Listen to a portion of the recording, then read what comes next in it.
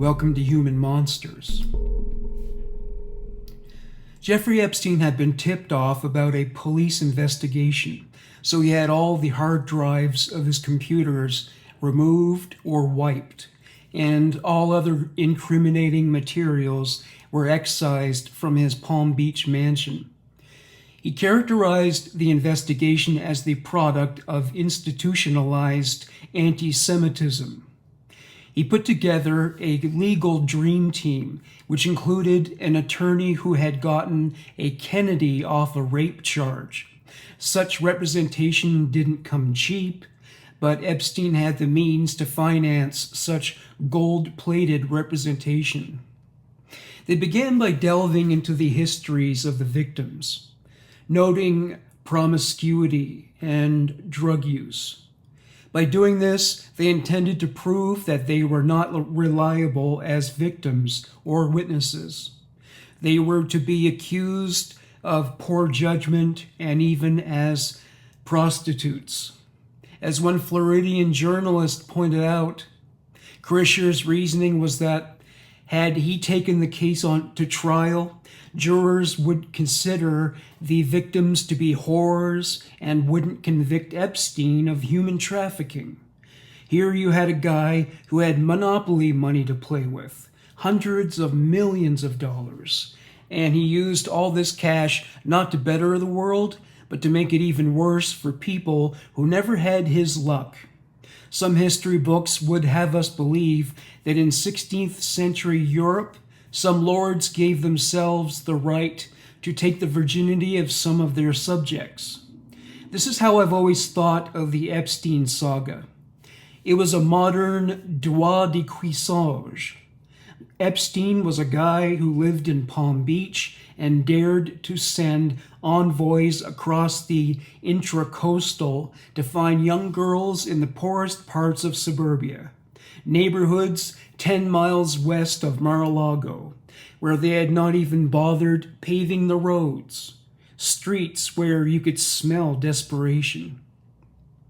There was a grand jury hearing, but two of the girls who were called to testify failed to appear, which undermined their credibility and the validity of the charges against Epstein.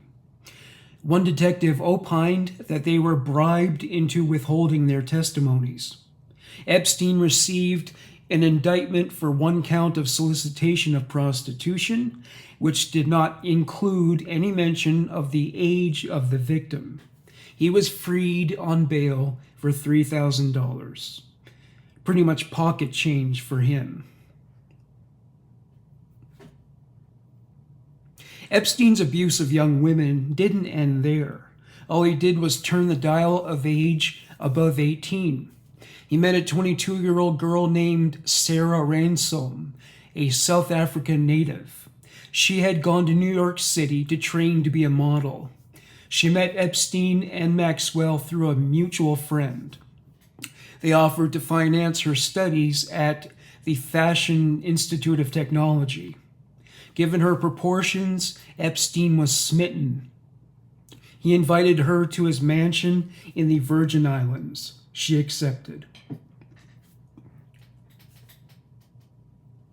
Along the way, he had sex with another girl in full view of everybody else on the plane.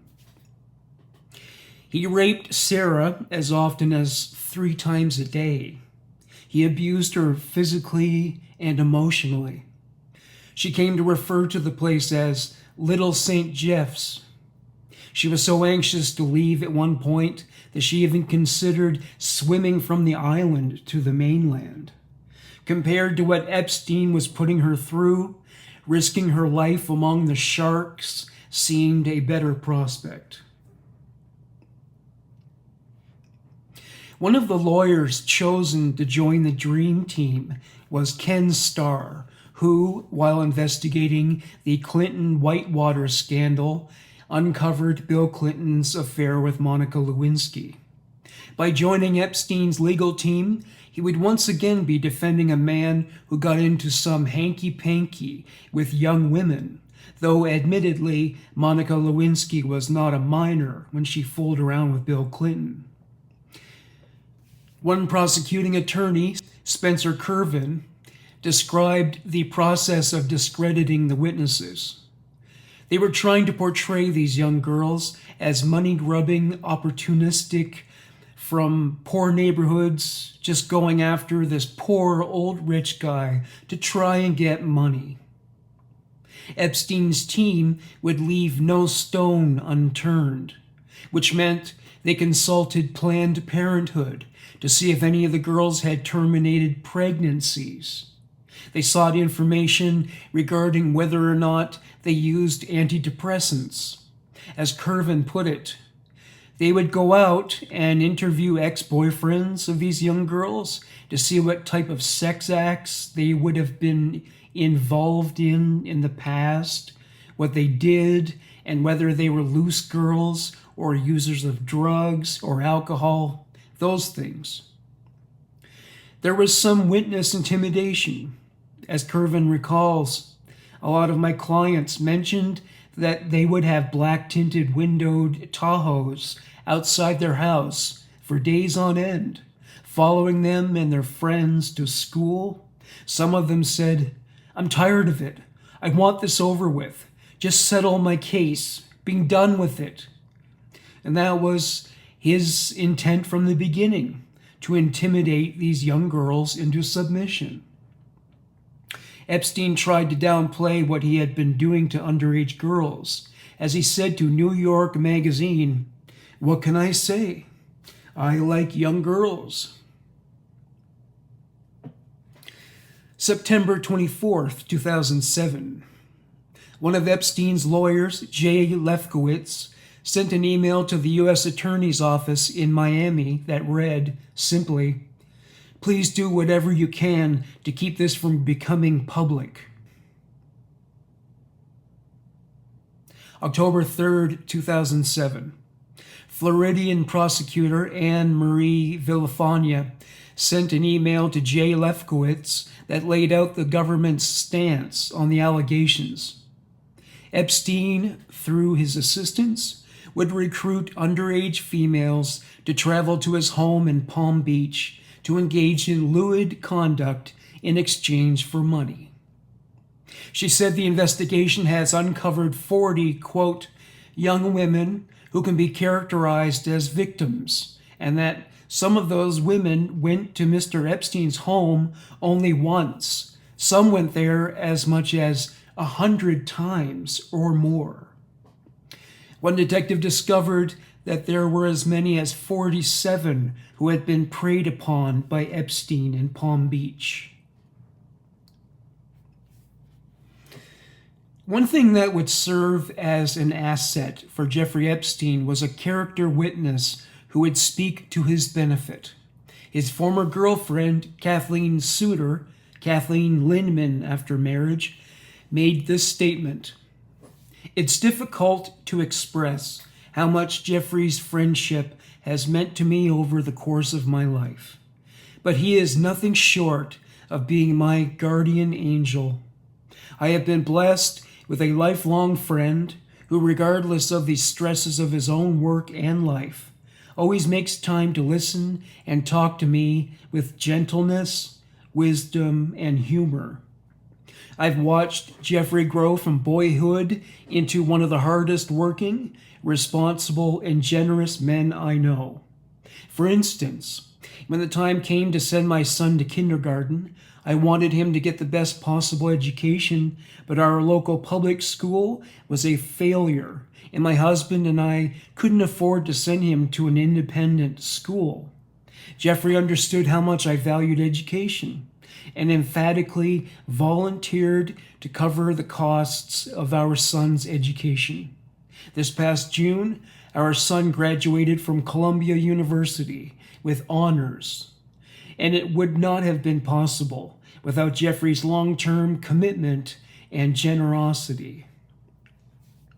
Other Epstein associates, especially those who had been recipients of his generosity, however Machiavellian it may have been, were quick to speak on his behalf, to spit-shine his image.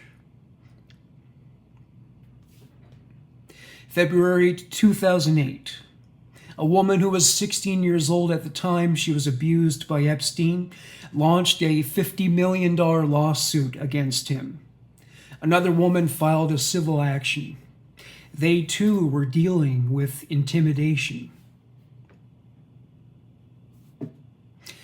Soon the litigation against Epstein was never ending. The more press it attracted, the more the lawsuits piled up. June 30th, 2008. Jeffrey Epstein appeared in court. He was confident, acting like he didn't have a care in the world. He pleaded guilty to 1 count of solicitation of prostitution and 1 count of procuring a person under the age of 18 for prostitution. Epstein insisted to his attorneys that they add a stipulation that he not be characterized as a sex offender. This they could not prevent. Not only did he not win, but he was sentenced to jail time, 18 months to be exact.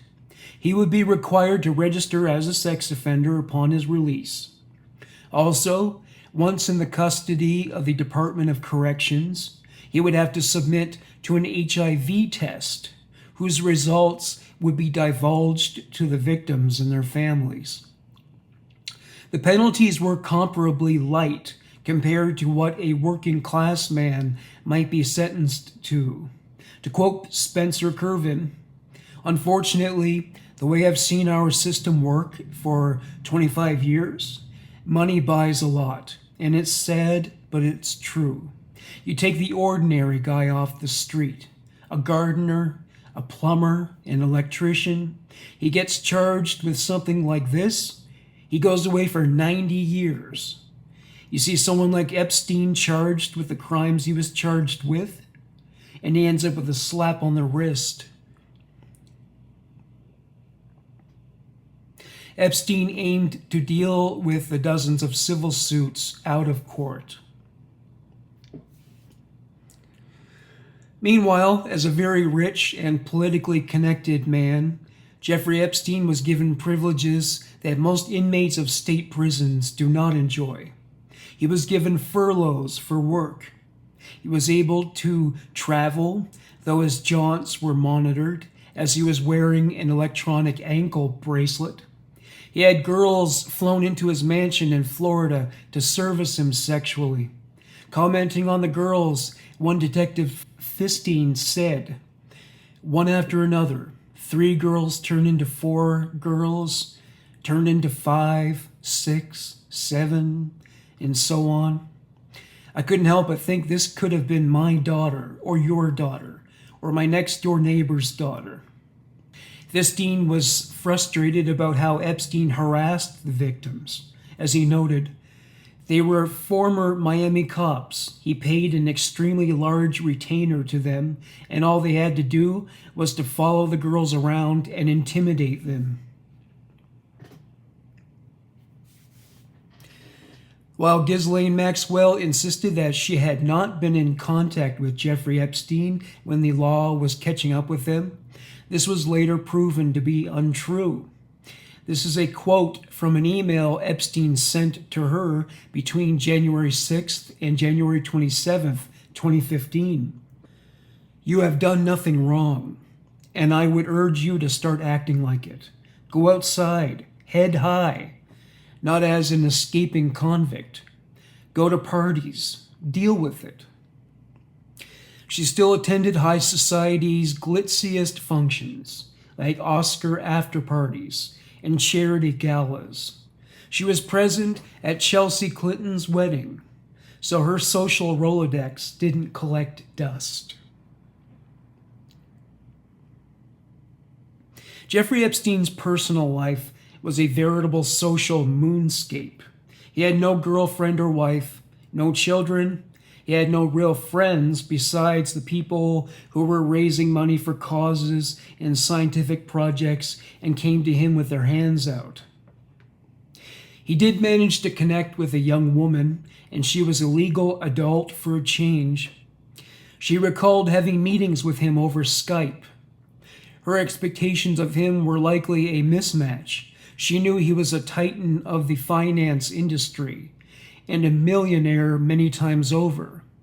He didn't come across as such, however. 21 years old at the time, Nadia Vostrikov was a ballet dancer. This is her account. My first reaction was that I was not expecting to see an older man. I think that was surprising. I didn't know that it would be a man, and I didn't really ask either. But I was surprised when I saw that. My first instinct just generally was it's not ideal. I think just a natural flag probably went up to be like, oh, okay, let's see what's going on before we make any decisions. His formal introduction to her was bizarre. As she recalled, "Just so you know, my last name is Epstein. Look me up. I've been in the news. I'm a registered sex offender." He offered her an opportunity to become a professional ballet instructor. Their negotiations were to take place at his Virgin Islands mansion. She could smell an ulterior motive, and even Febreze couldn't have dispelled that stench. In one deposition, Spencer Curvin approached Epstein with a line of questioning that was sure to be humiliating. "Is it true, sir, that you have what's been described as an egg-shaped penis? Sir, according to the police department's probable cause affidavit, one witness described your penis as oval-shaped and claimed when it was erect, it was thick towards the bottom, but that it was thin and small towards the head portion and called it egg-shaped. Those are not my words. I apologize." It could have been worse. Curvin could have exhibited photographs if they existed. Epstein's lawyers objected to many of the questions, characterizing them as argumentative. At one point, Epstein stood and walked out of the deposition.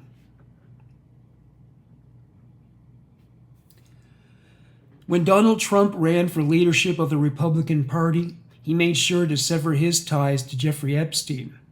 Little is known about the occasion when this occurred, but Epstein is quoted as recalling a conversation the men had about Trump's womanizing.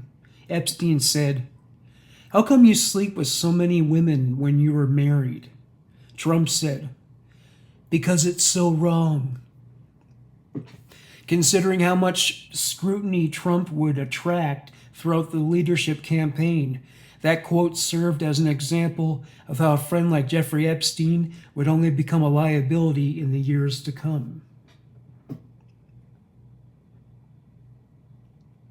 The following is the transcript from Epstein's indictment.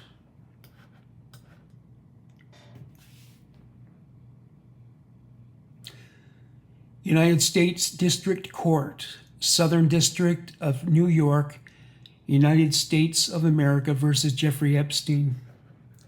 Count 1, sex trafficking conspiracy. A grand jury charges. Overview. 1. As set forth herein over the course of many years, Jeffrey Epstein, the defendant, sexually exploited and abused dozens of minor girls at his homes in Manhattan, New York, and Palm Beach, Florida, among other locations. 2.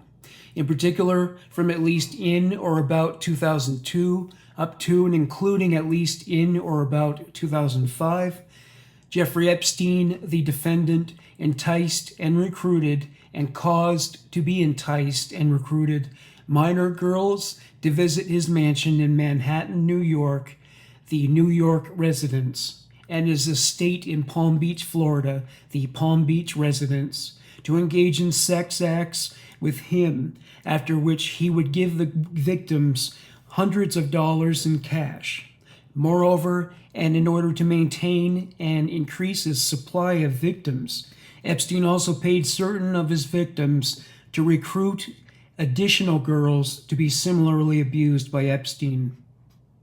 In this way, Epstein created a vast network of underage victims for him to sexually exploit in locations including New York and Palm Beach.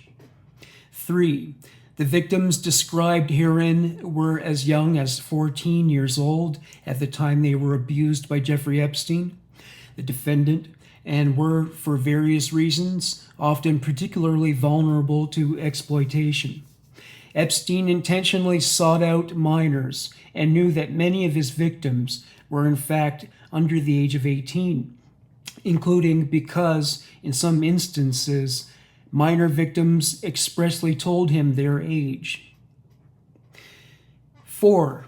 In creating and maintaining this network of minor victims in multiple states to sexually abuse and exploit, Jeffrey Epstein, the defendant, worked and conspired with others, including employees and associates who facilitated his conduct by, among other things, contacting victims and scheduling their sexual encounters with Epstein at the New York residence and at the Palm Beach residence. Factual background. 5. During all time periods charged in this indictment, Jeffrey Epstein, the defendant, was a financier with multiple residences in the continental United States, including the New York residence and the Palm Beach residence. Beginning in at least 2002, Jeffrey Epstein, the defendant, enticed and recruited and caused to be enticed and recruited dozens of minor girls to engage in sex acts with him, after which Epstein paid the victims hundreds of dollars in cash at the New York residence and the Palm Beach residence. 7. In both New York and Florida, Jeffrey Epstein, the defendant, perpetuated this abuse in similar ways.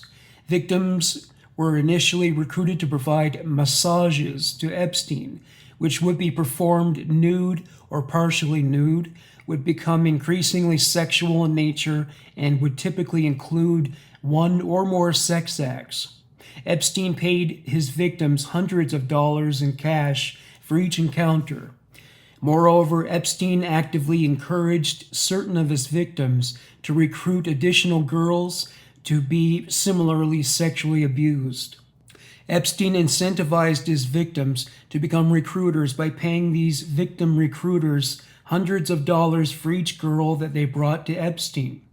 In so doing, Epstein maintained a steady supply of new victims to exploit.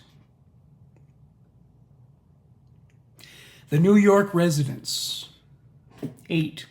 At all times relevant to this indictment, Jeffrey Epstein, the defendant, possessed and controlled a multi-story private residence on the Upper East Side of Manhattan, New York, i.e. the New York residence. Between at least in or about 2002 and in or about 2005, Epstein abused numerous minor victims at the New York residence by causing 3 victims to be recruited to engage in paid sex acts with him. 9. When a victim arrived at the New York residence, she typically would be escorted to a room with a massage table, where she would perform a massage on Jeffrey Epstein, the defendant. The victims, who were as young as 14 years of age, were told by Epstein or other individuals to partially or fully undress before beginning the massage.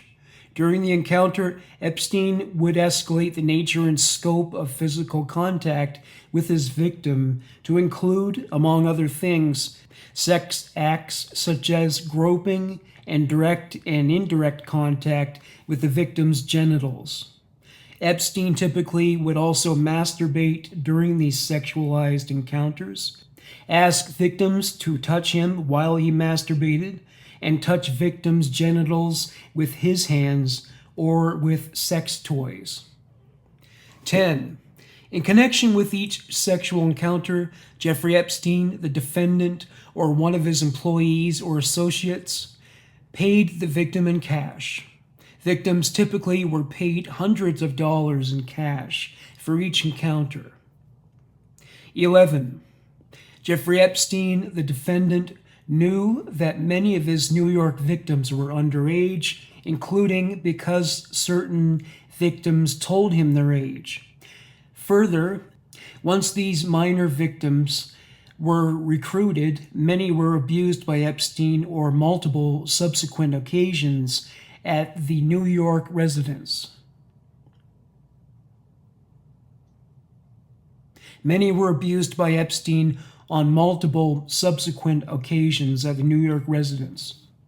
Epstein sometimes personally contacted victims to schedule appointments at the New York residence. In other instances, Epstein directed employees and associates, including a New York-based employee, Employee 1, to communicate with victims via phone to arrange for these victims to return to the New York residence for additional sexual encounters with Epstein. 12. Additionally, and to further facilitate his ability to abuse minor girls in New York, Jeffrey Epstein, the defendant, asked and enticed certain of his victims to recruit additional girls to perform massages and similarly engage in sex acts with Epstein. When a victim would recruit another girl for Epstein, he paid both the victim recruiter and the new victim hundreds of dollars in cash. Through these victim recruiters, Epstein gained access to and was able to abuse dozens of additional minor girls. 13.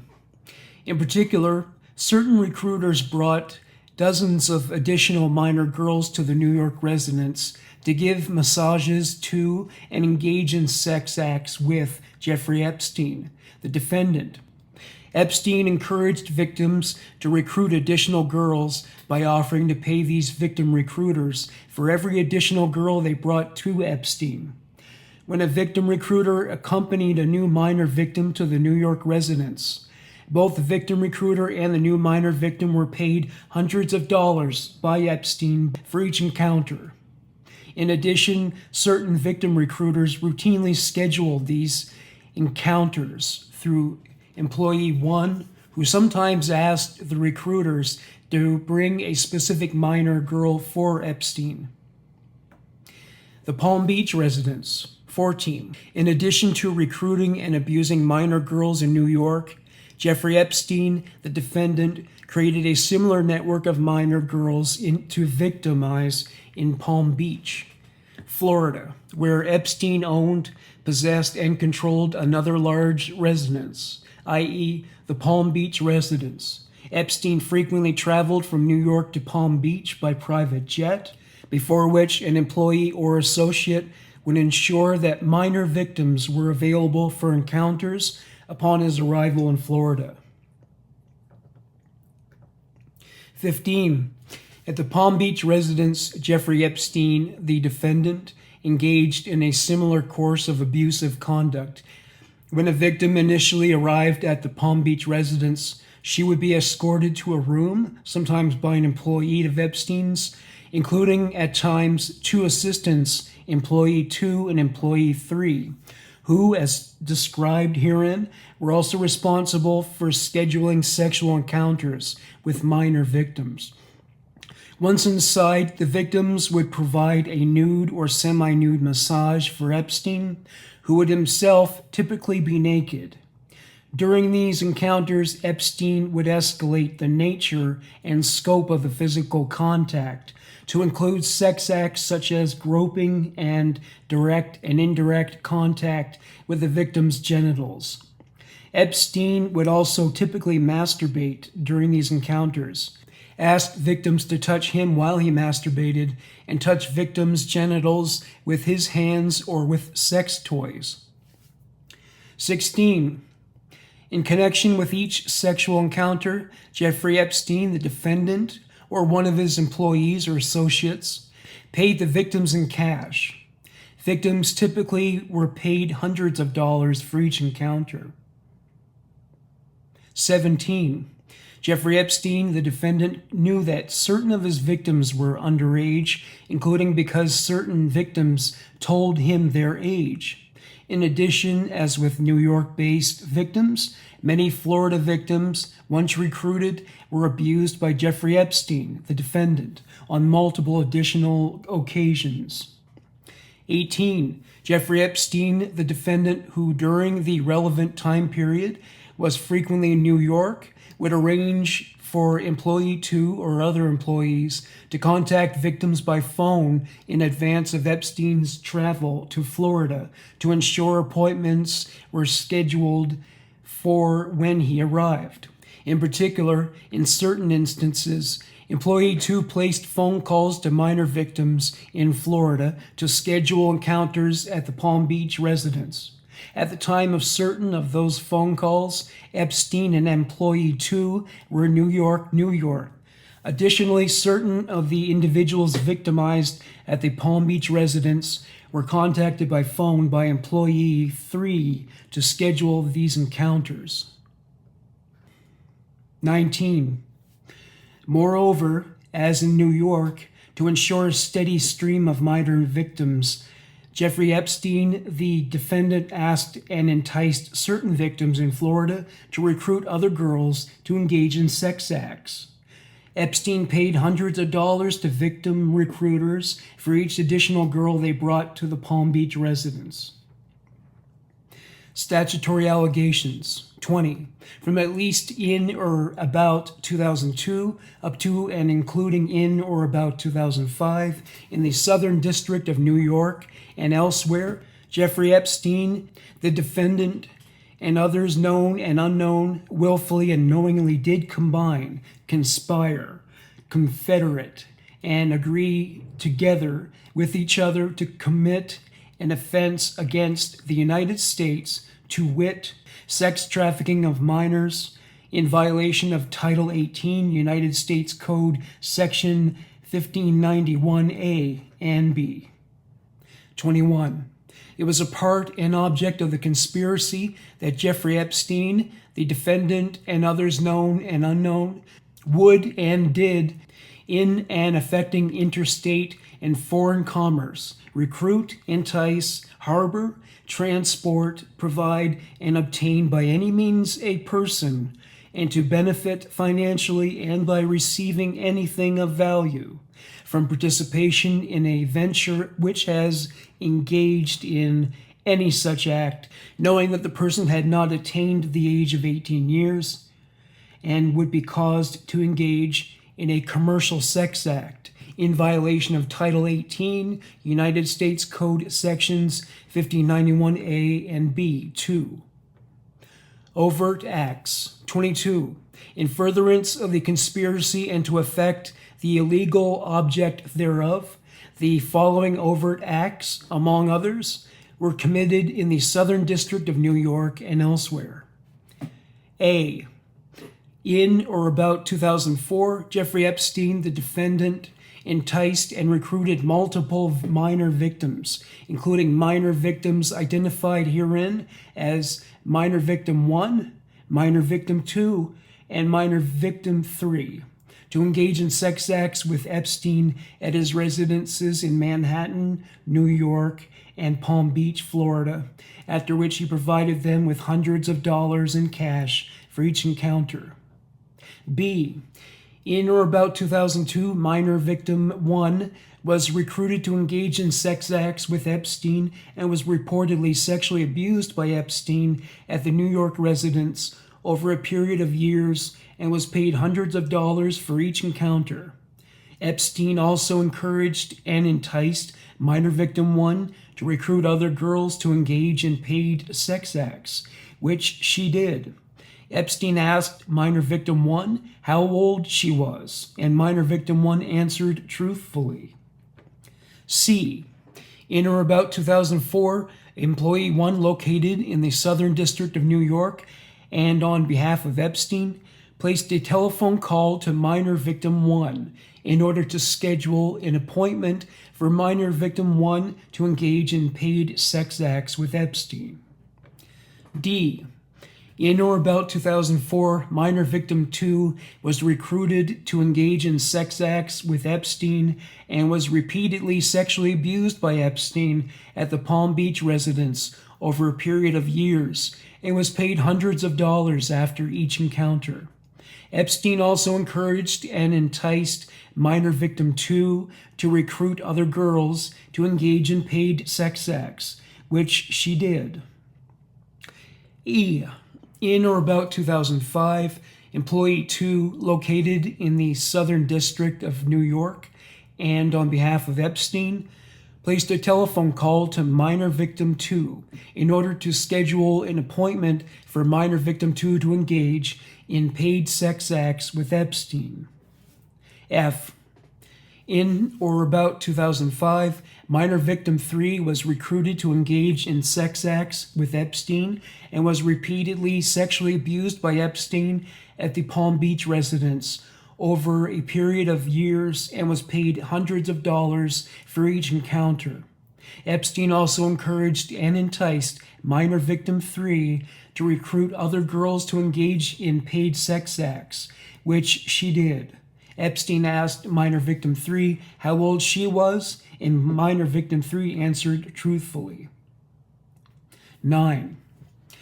In or about 2005, employee 2, located in the Southern District of New York, and on behalf of Epstein, placed a telephone call to minor victim 3 in Florida in order to schedule an appointment for minor victim 3 to engage in paid sex acts with Epstein.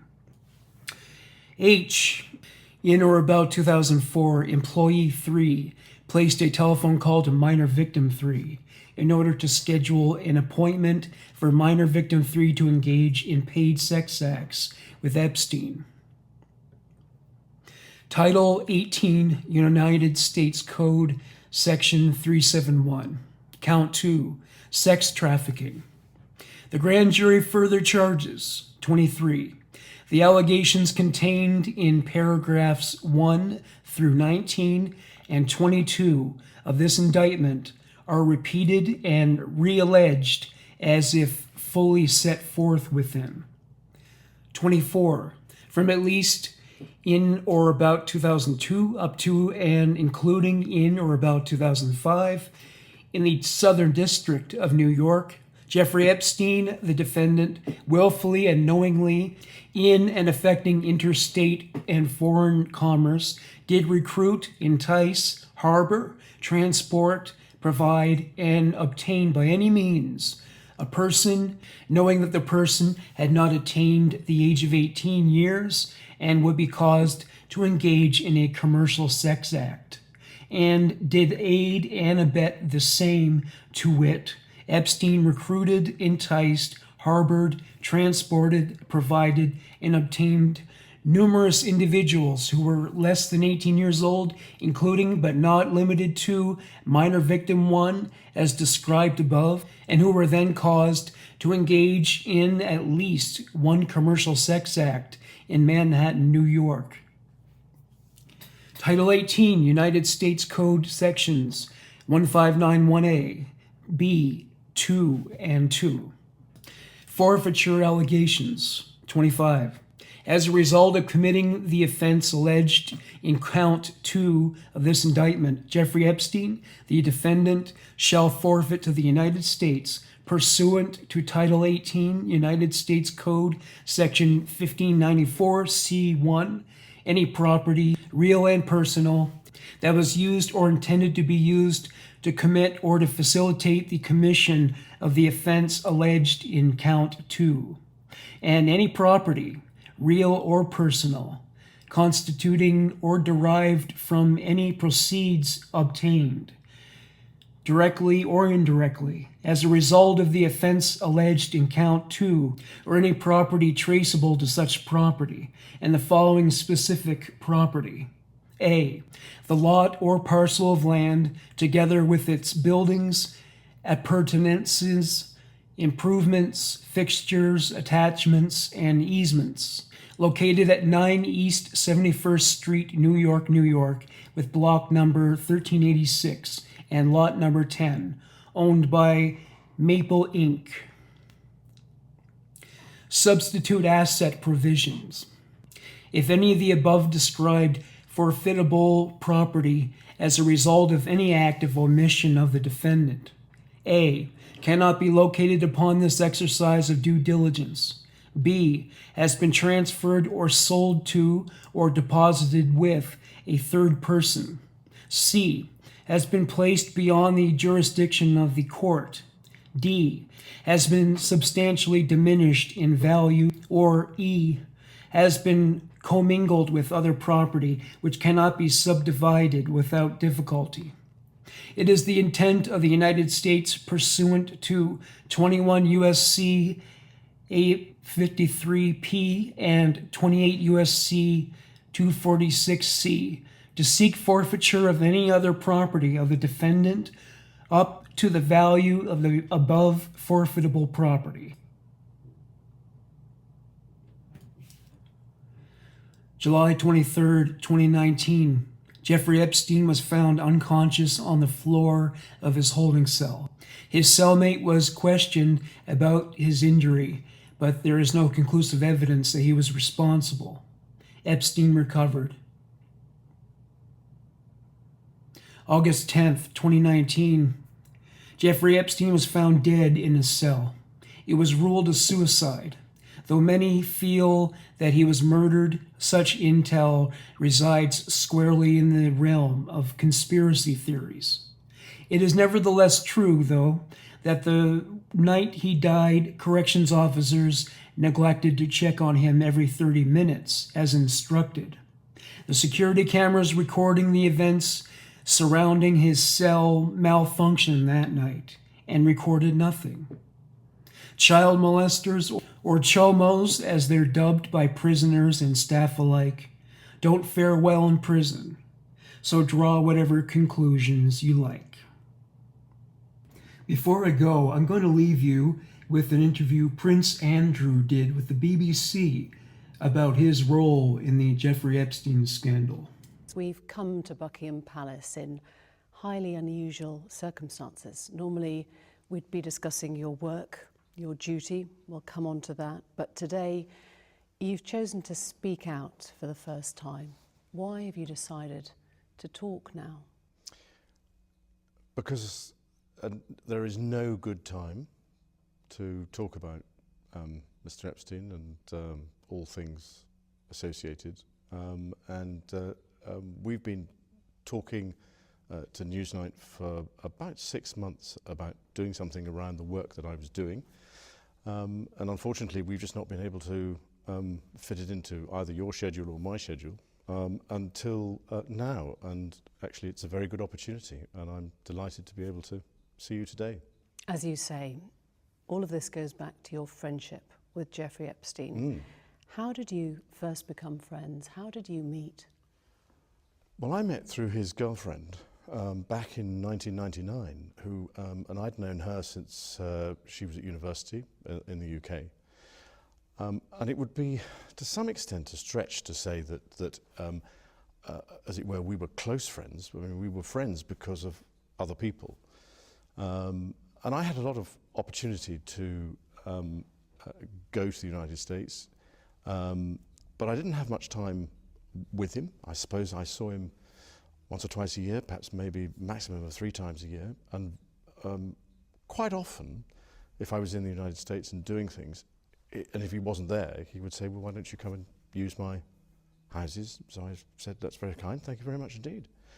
But it would be a considerable stretch to say that he was a very, very close friend. But he had the most extraordinary ability to bring extraordinary people together.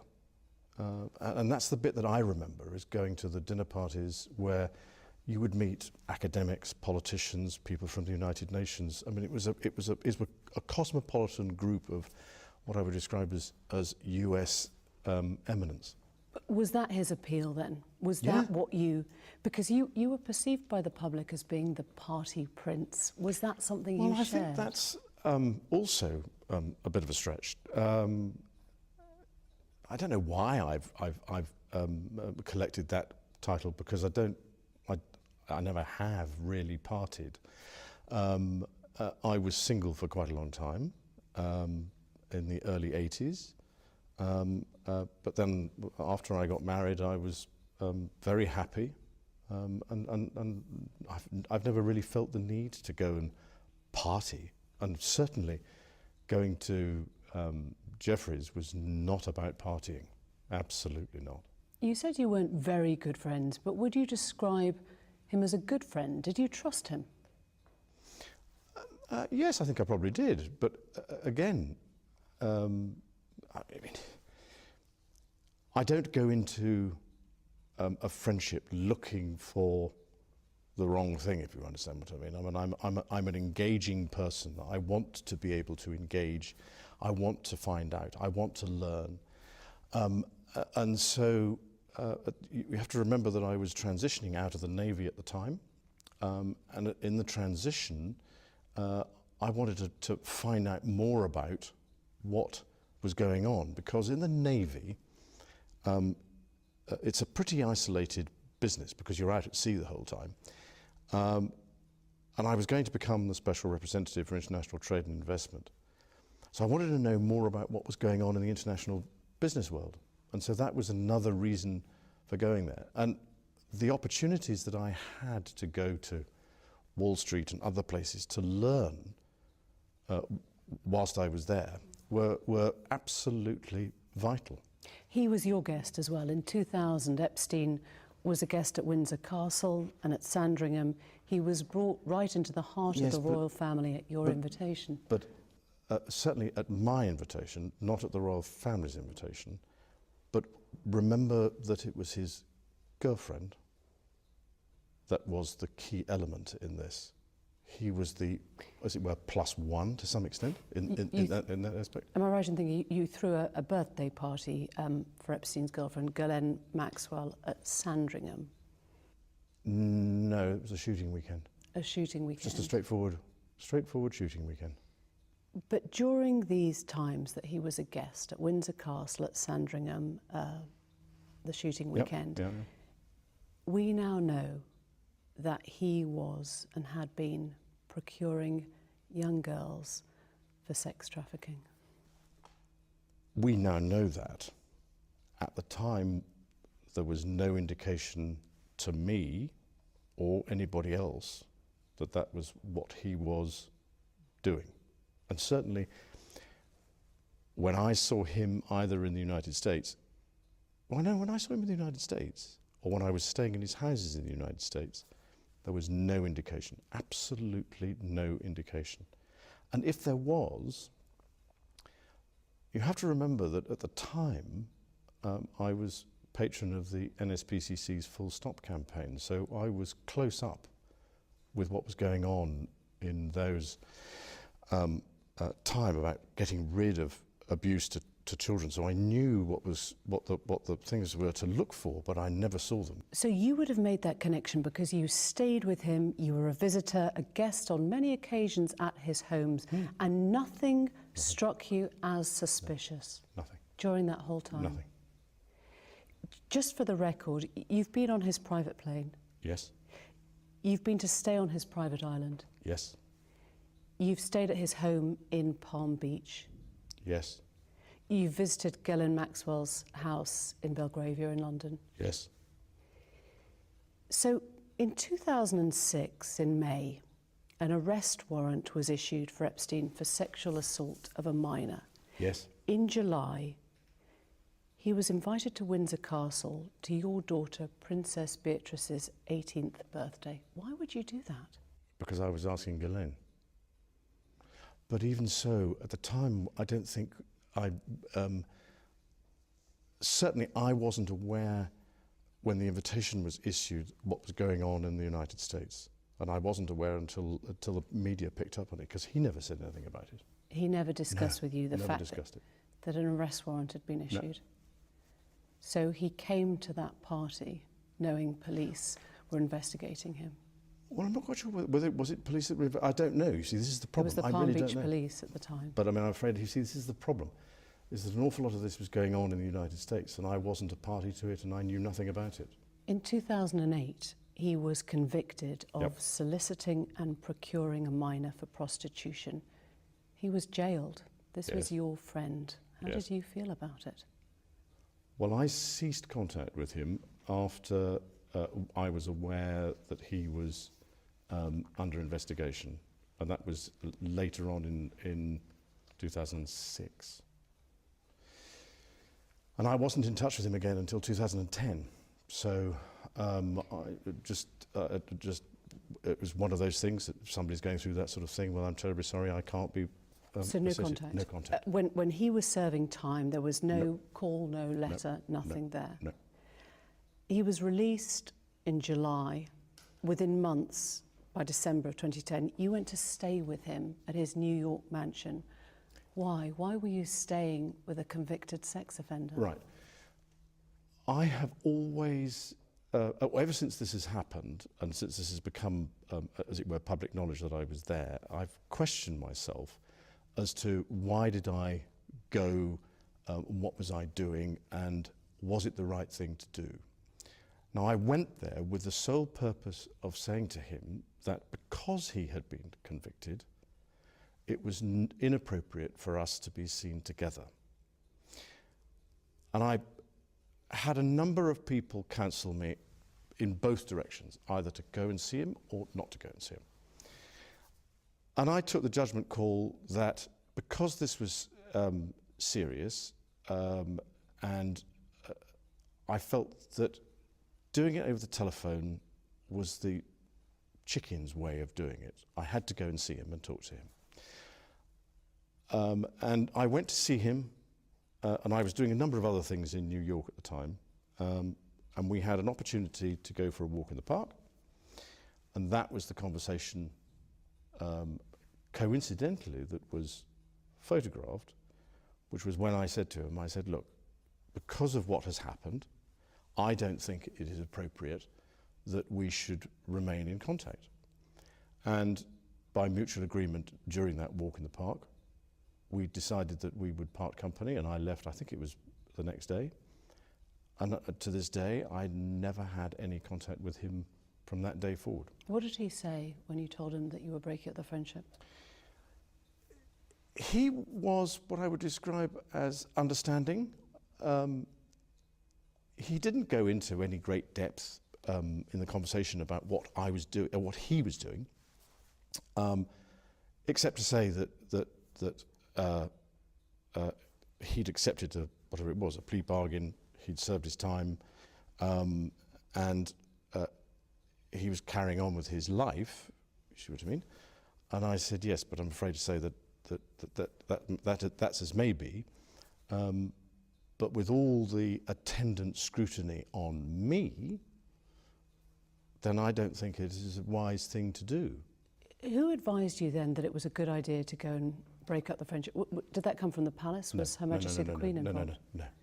That came from, so there were a number of people who so some people from my staff, some people from friends and family I was talking to, and I took the decision that it was, I had to show leadership, and I had to go and see him, and I had to tell him, that's it. That was December of 2010. Yep. He threw a party to celebrate his release, and you were invited as No, the I didn't guest go. of honour. Oh, in 2010, there certainly wasn't a party to celebrate his release in December, because it was a small dinner party. There were only 8 or 10 of us, I think, at the dinner. If there was a party, then I'd know nothing about that. You were invited to that dinner as a guest of honour. Well, I was there, so there was a dinner. I don't think it was quite as you might put it, but yeah, okay. I was there at a dinner. Yeah. I'm just trying to work this out, because you said you went to break up the relationship, and yet you stayed at that New York mansion several days. I'm wondering how long. But I was doing a number of other things while I was there. But you were staying at the house of Yes. a convicted sex offender. It was a convenient place to stay. I've gone through this in my mind so many times. At the end of the day, with the benefit of all the hindsight that one could have, it was definitely the wrong thing to do. But at the time, I felt it was the honourable and right thing to do. And admit fully that my judgment was probably coloured by my tendency to be too honourable, but that's just the way it is. Because during that time, those few days, witnesses say they saw many young girls coming and going at the time. There is video footage of Epstein accompanied by young girls, and you were there staying in his house, catching up with friends. I mean, if they were, then I wasn't a party to any of that. I never saw them. I mean, you have to understand that his house, I described it more as almost as a railway station, if you know what I mean, in the sense that there were people coming in and out of that house all the time. What they were doing and why they were there, I had nothing to do with. So I'm afraid I can't make any comment on that because I really don't know. Another guest was John Brockman, the literary agent. Now, he described Really? seeing you there getting a foot massage from a young Russian woman. Did that happen? No. You're absolutely sure, or Yeah. you can't remember? Absolutely sure. So John Brockman's statement is false. Well, I don't know Mr. Brockman, so I don't know what he's talking about. But that definitely wasn't you getting a foot massage from a Russian girl in Jeffrey Epstein's house. No.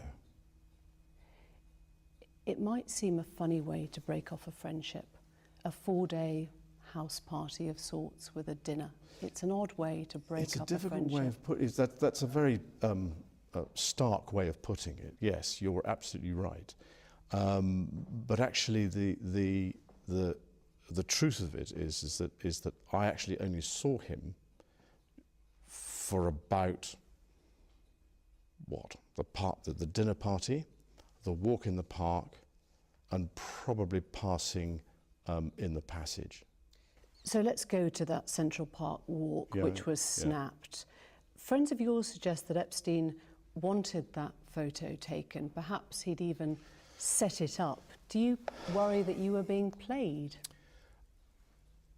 Again, new information is coming out since his suicide has made us reappraise that walk in the park. We can't find any evidence, or my staff and my people and I can't find any evidence to suggest that that was what he was doing. I mean, you can look at it in so many different ways. The fact of the matter is that somebody very cleverly took that photograph. It wasn't, as far as I remember, nor do my security people remember anybody being present or close, because there were enough security around. I mean, there are even photographs of the security people are around in the photograph. So I mean, he could have done, but Yeah.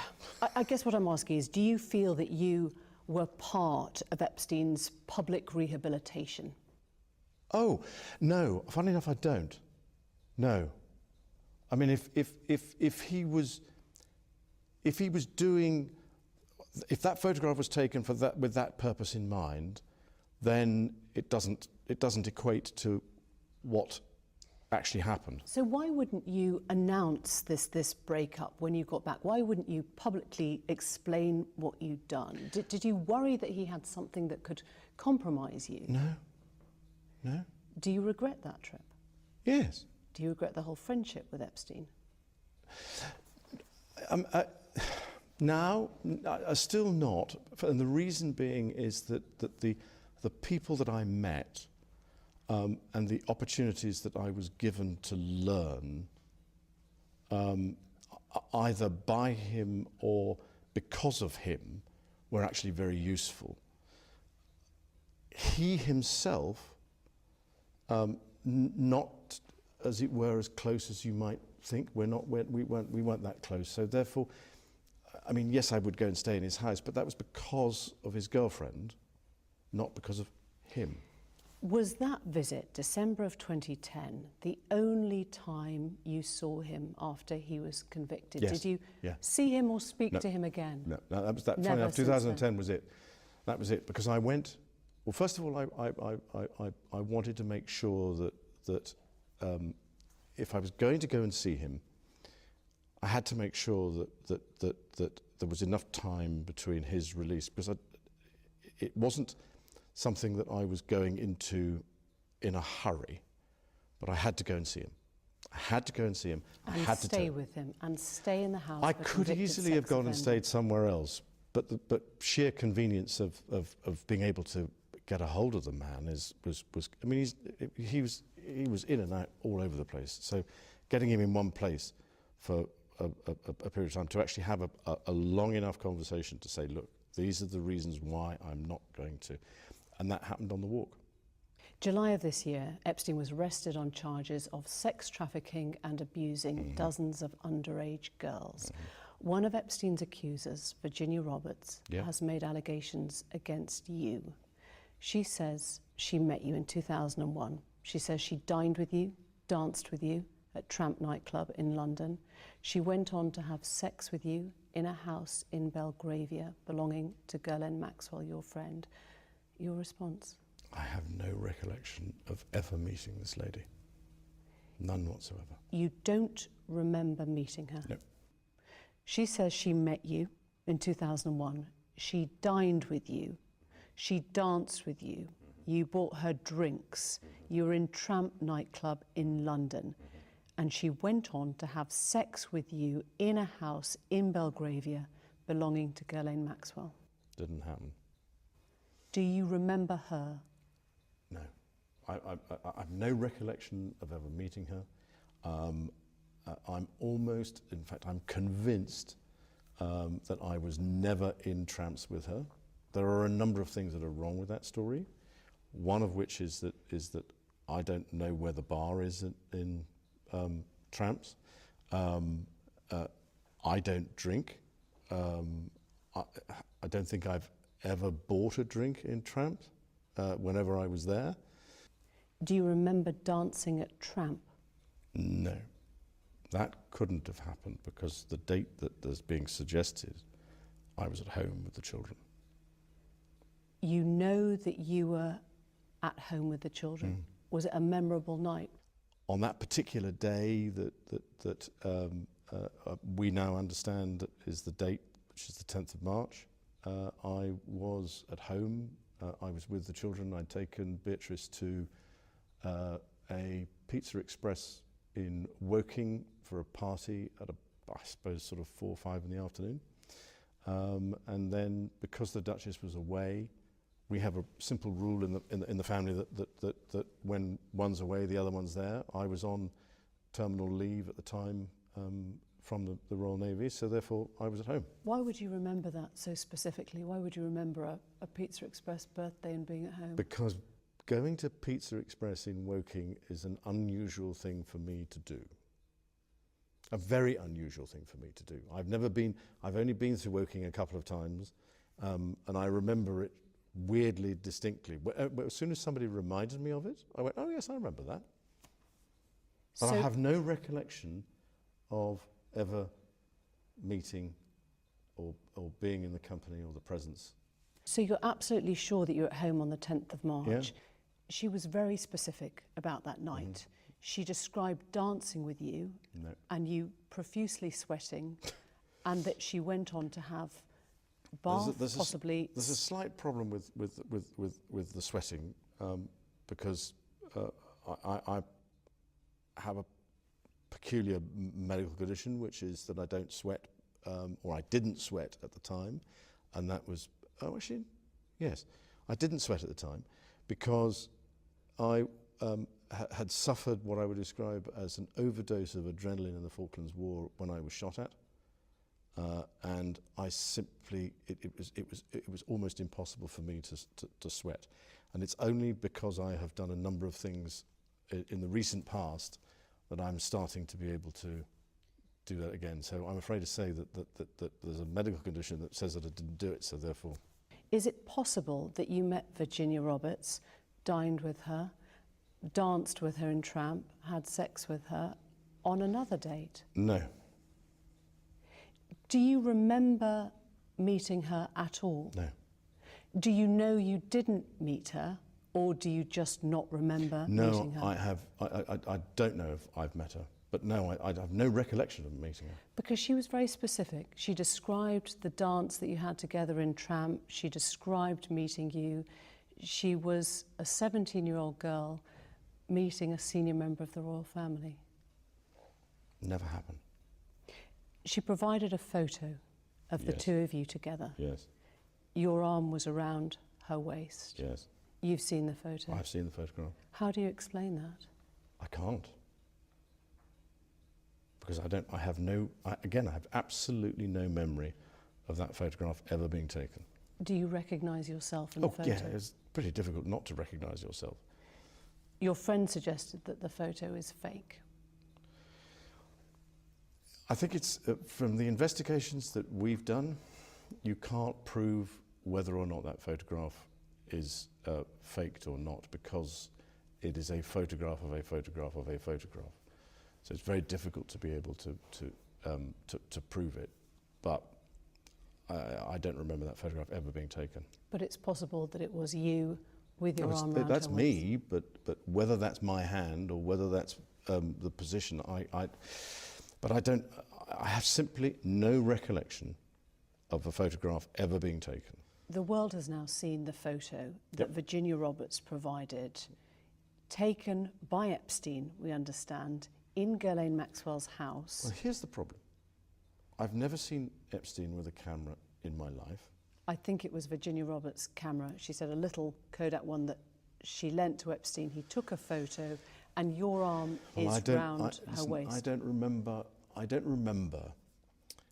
that photograph ever being taken. I don't remember going upstairs in the house, because that photograph is taken upstairs. And I'm not entirely convinced that, I mean, that is what I would describe as me in that picture. But we can't be certain as to whether or not that's my hand on her, whatever it is, left side. You think that... Because I have no recollection of that photograph ever being taken. So why would somebody have put in another hand? You think it is you next to her in the photo? Oh, it's definitely me. I mean, that's a picture of me. It's not a picture of. I don't believe it's a picture of me in London, because when I go out in London, I wear a suit and a tie. That's what I would describe as, those are my travelling clothes if I'm going overseas. So I've got plenty of photographs of me dressed in those sorts of sort of kit, but not there. Just to clarify, so you think that photo has been faked?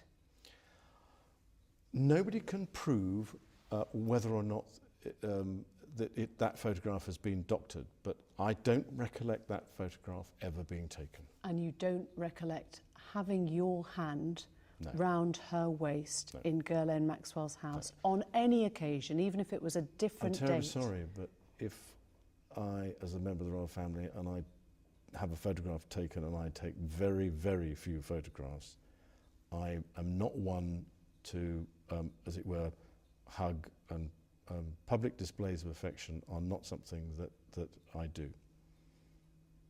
So that's the best explanation I can give you. And I'm afraid to say that I don't believe that photograph was taken in the way that has been suggested. Why would people not believe that you were there? I'm sorry, why would? I'm just trying to understand. There's a photo inside Ghislaine Maxwell's house. Ghislaine herself is in the background. Why would people not believe that you were there with her that night? Well, they might well wish to believe it, but the photograph is taken upstairs, and I don't think I ever went upstairs in Ghislaine's house. You're sure of that? Yeah, because the dining room and everything was on the ground floor. It was as you came in the hall. So I don't remember ever going up there. I'm at a loss to explain this particular photograph. If the original was ever produced, then perhaps we might be able to solve it. But I can't. You can say categorically that you don't recall meeting Virginia Roberts, dining with her, Yep. dancing with her at Tramp, or Yep. going on to have sex with her Yes. in a bedroom in a house in Belgravia. I can absolutely categorically tell you it never happened. Do you recall any kind of sexual contact with Virginia Roberts then None. or any other time? None whatsoever. Because she said in a legal deposition, a legal court document in 2015, she had sex with you 3 times. She is not confused about this. She said the first was in London when she was trafficked to you. The second was at Epstein's mansion in New York. And that is a date in April, I believe. Is that correct? She said it was a month or so later. Yeah. Well, I think that the date that we have for that shows that I was in Boston, or I was in New York the previous day, and I was at a dinner for the Outward Bound Trust in New York, and then I flew up to Boston the following day.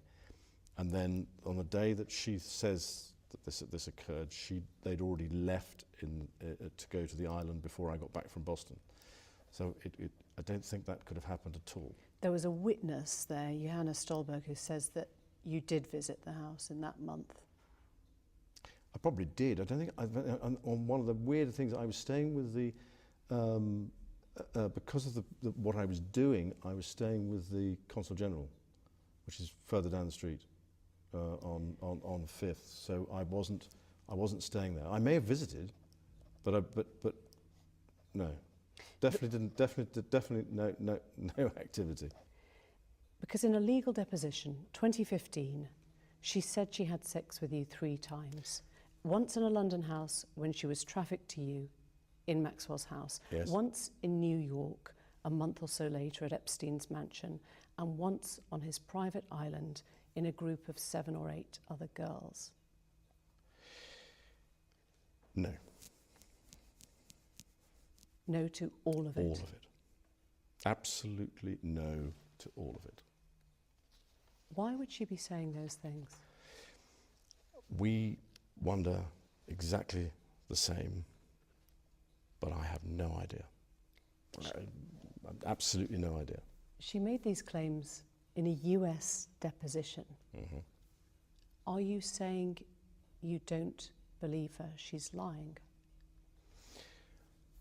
That's a very difficult thing to answer, because I'm not in a position to know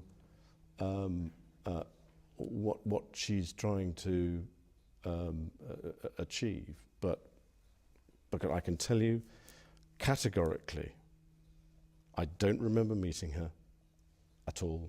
I do not remember a photograph being taken, and I've said consistently and frequently that we never had any sort of sexual contact whatever.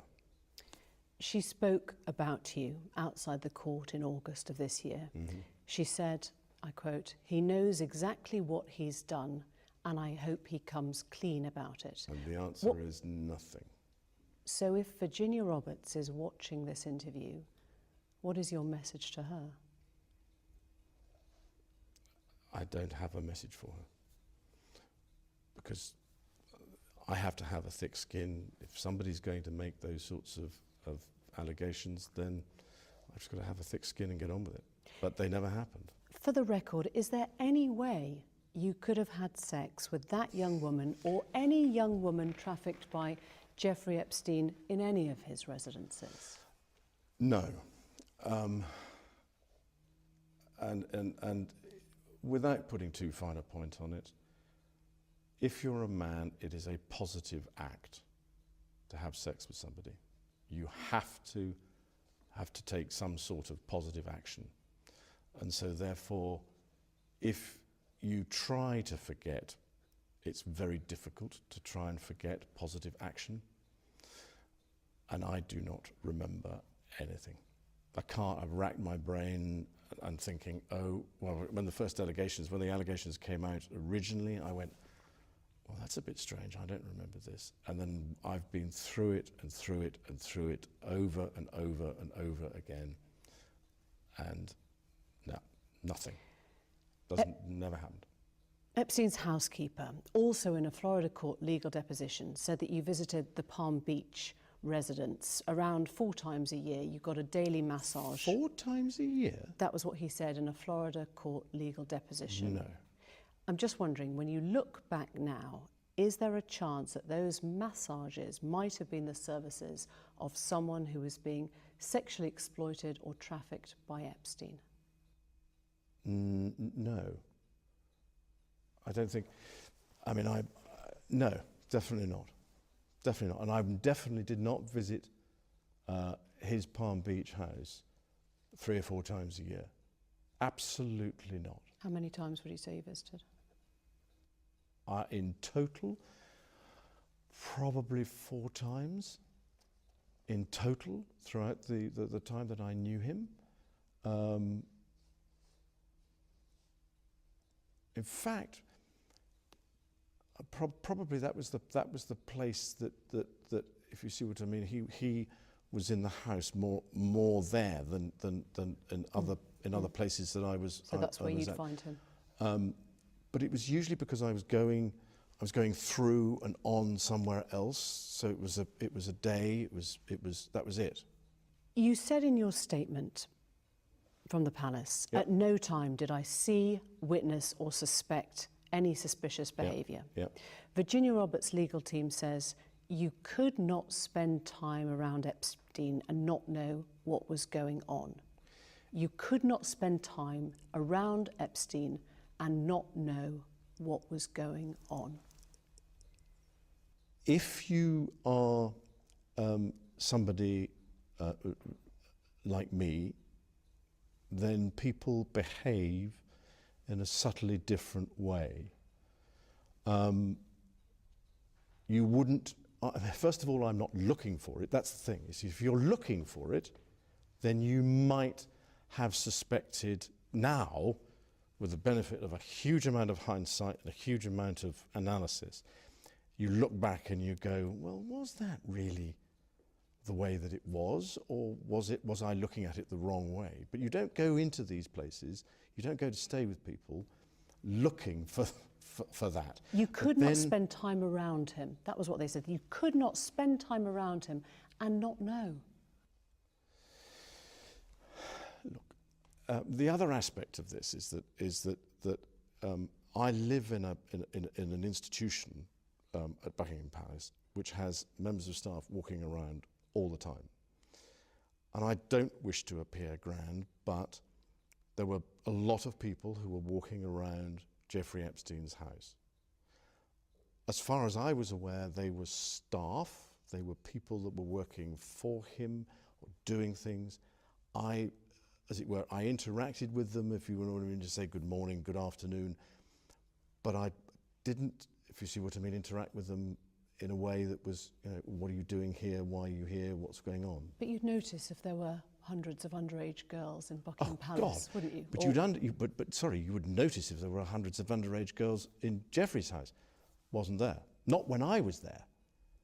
Now, he may have changed his behaviour patterns in order for that not to be obvious to me. So I don't know. I mean, you're asking me to speculate on things that I just don't know about. You seem utterly convinced you're telling the truth. Would you be willing to testify or give a statement under oath if you were asked? Well, I'm like everybody else, and I would have to take all the legal advice that there was before I was to do that sort of thing. But if push came to shove and the legal advice was to do so, then I would be duty-bound to do so. Because you've said there are many unanswered questions, Yep. Everyone affected wants closure. You would help to provide that closure?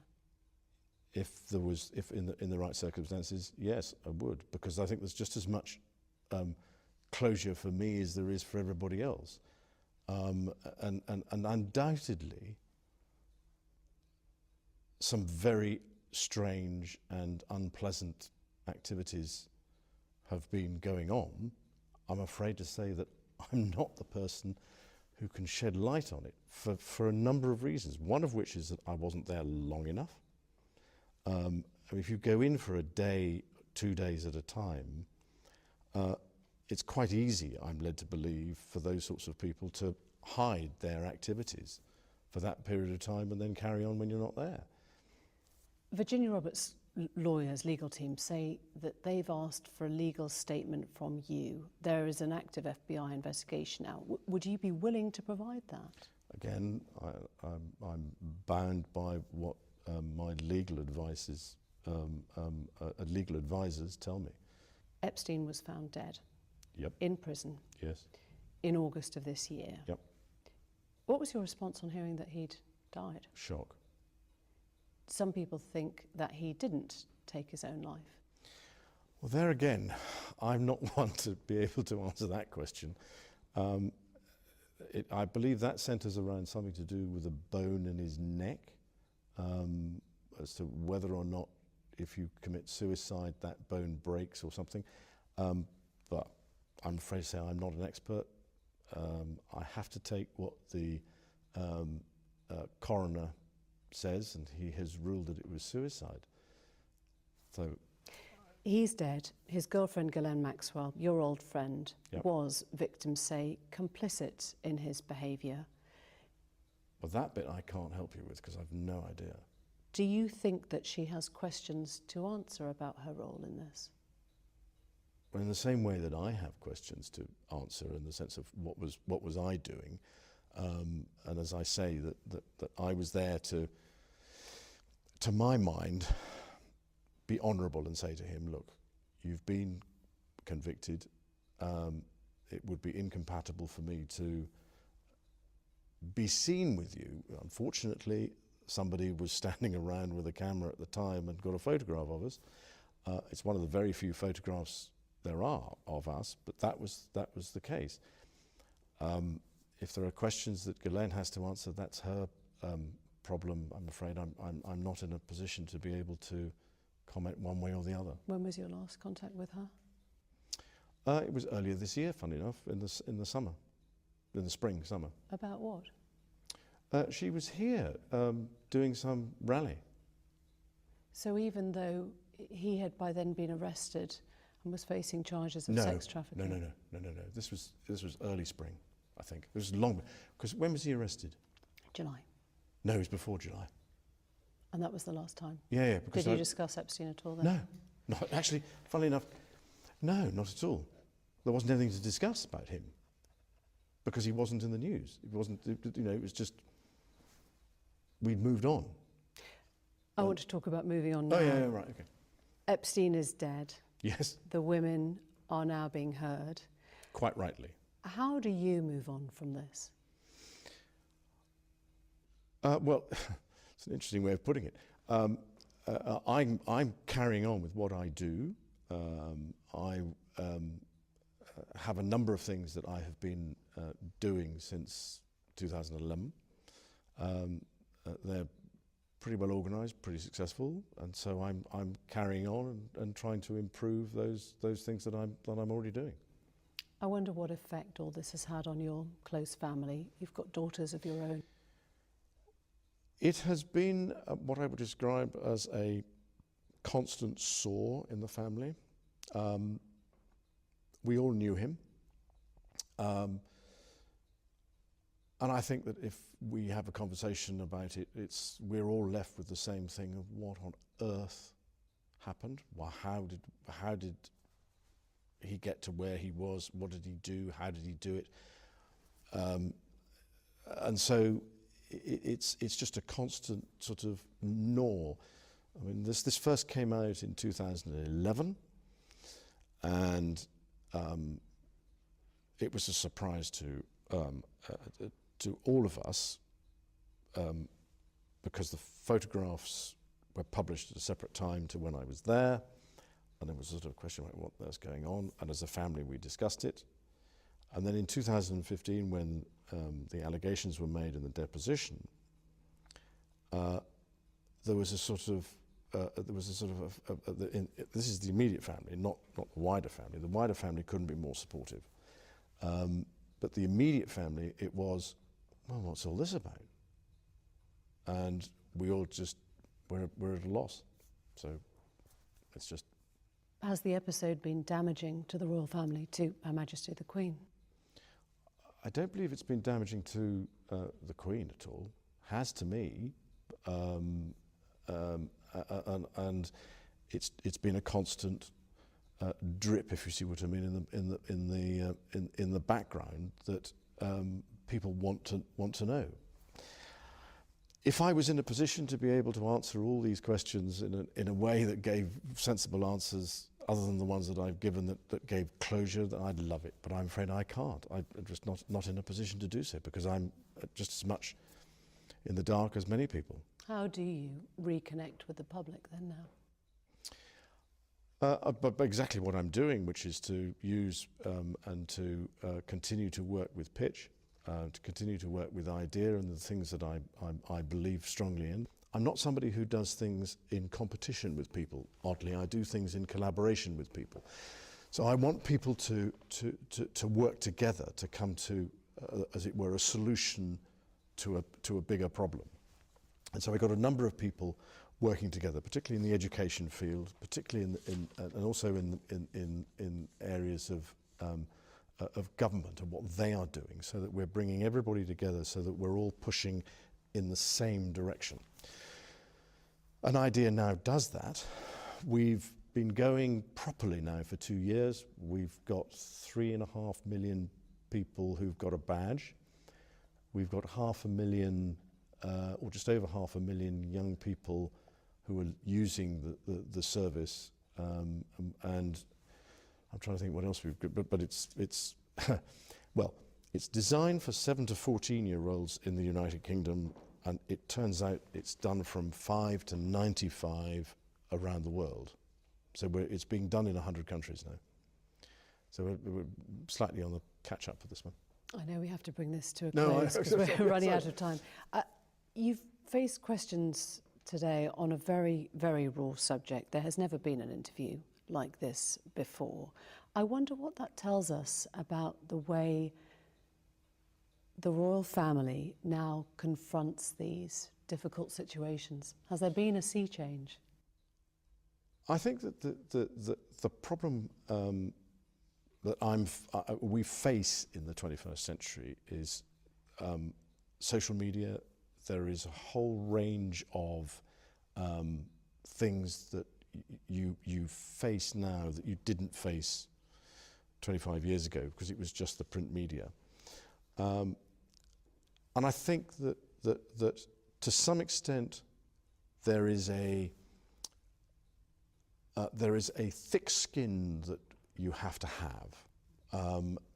And again, I'm not a confrontationalist myself. I would prefer to be able to, as it were, resolve things in a way that is sensible. And so choosing to, as it were, get out there and talk about these things, it's almost a mental health issue to some extent for me, in the sense that it's been nagging at my mind for a great many years.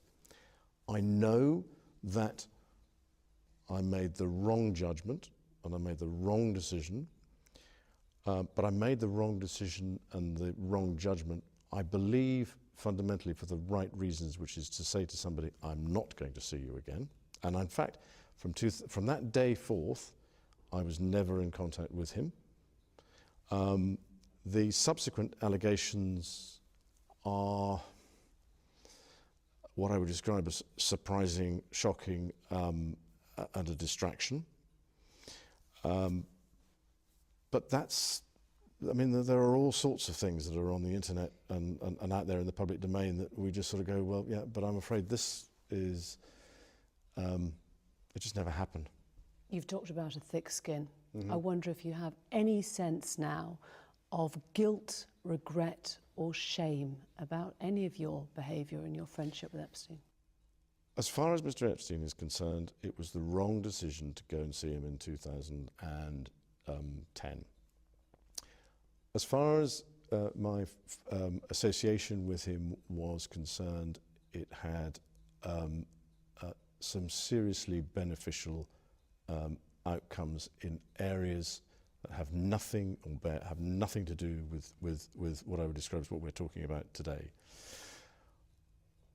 On balance, could I have avoided ever meeting him? Probably not, and that's because of my friendship with Ghislaine. It was inevitable that we would have come across each other. Do I regret the fact that he has quite obviously conducted himself in a manner unbecoming? Yes. Unbecoming? He was a sex offender. Yeah, I'm sorry, I'm being polite, in the sense that he was a sex offender. But no. Was I right in having him as a friend at the time? And bearing in mind this was some years before he was accused of being a sex offender. I don't think there was anything wrong then. The problem was the fact that once he had been convicted, you stayed with him. I stayed with him, and that's the bit that as it were, I kick myself for on a daily basis, because it was not something that was becoming of a member of the royal family, and we try and uphold the highest standards and practices, and I let the side down. Simple as that. This interview has been exceptionally rare. You might not speak on this subject again. Is there anything you feel has been left unsaid that you would like to say now? No, I don't think so. I think you've probably dragged out most of what is required, and I'm truly grateful for the opportunity that you've given me to be able to discuss this with you. Your Royal Highness, thank you. Thank you very much indeed. Thank you for listening to Human Monsters. Bye for now.